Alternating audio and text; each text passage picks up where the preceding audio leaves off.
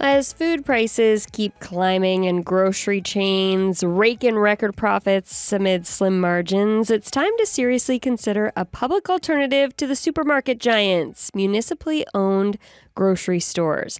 That's what Vass Bednar wrote in her opinion piece for Broadband Institute. She wrote that article in light of Zohran Mamdani winning the New York mayoral Democratic primary. He promised government-owned grocery stores as part of his campaign. So what exactly is Mamdani proposing here? Mdani is proposing to repurpose, I believe it's about $60 million in funding that was already allocated to go to grocery in New York City to pilot 4 municipally owned grocery stores, one in each New York City borough where communities are underserved or less served by traditional grocers.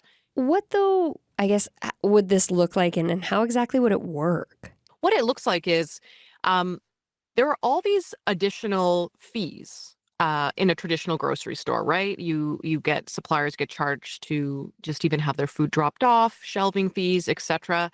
A city-owned grocery store doesn't have to charge those fees, right? So it's different. It's sort of in a spectrum if you think about the co-op model, right? Food markets are a model if they're run by a city, as well as, in response to this piece, a great privilege is I get to hear from all sorts of people and get their reactions and takes and suggestions. And some people did bring up, well, isn't this a food bank? And no, it's not a food bank because, one, cities and states typically don't run food banks, so they may partially fund them. But it's just about, again, having an alternative and testing it out. But do you think city-owned and operated grocery stores could work in a place like Saskatoon? So I haven't run like the business modeling or spoken to any suppliers or anything like that. It's not an idea I've been taking further than translating the concept. But yeah, I could imagine it. I mean, Saskatchewan often comes up in conversations because of SaskTel, right? And thinking about again where an interesting and useful role for the state could be as we look at competition here. Absolutely, I don't think it's out of scope, and I do anticipate we'll see maybe more experimentation, and maybe it'll be at similar city-run food markets or farmers markets, which already kind of often occur. Maybe that will be something that we'll see more of.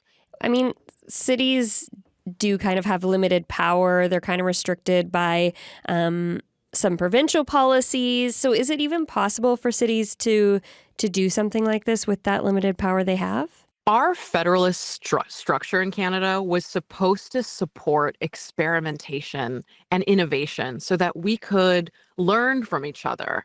But I think what's happened more often than not is our federalist structures become a reason that we say no to ideas, right? When I've sketched out this idea kind of, for the piece and thinking about it, there is a role for provinces, right? I sort of went through how are the feds and the provinces already involved in our food kind of ecosystem. During the pandemic, we had a one-time grocery rebate from the federal government. That was really great responsive policy that helped people that really needed it, but it's not sustainable, right? I also can't help but think of how accustomed we are to the exorbitant food prices in the north. And we have an understanding of that. Oh, it's expensive to ship foods there. And yet, why as Canadians are we not fighting for other interventions or further subsidy that can make sure that pricing is kind of closer to being on par with what you might find downtown in an urban context? We keep looking to private markets to serve the public good and then feeling disappointed when they don't. And maybe for Canada, that's a prompt to sort of think about, where and what and how could we do things differently in a really limited, geographically limited way and otherwise limited way.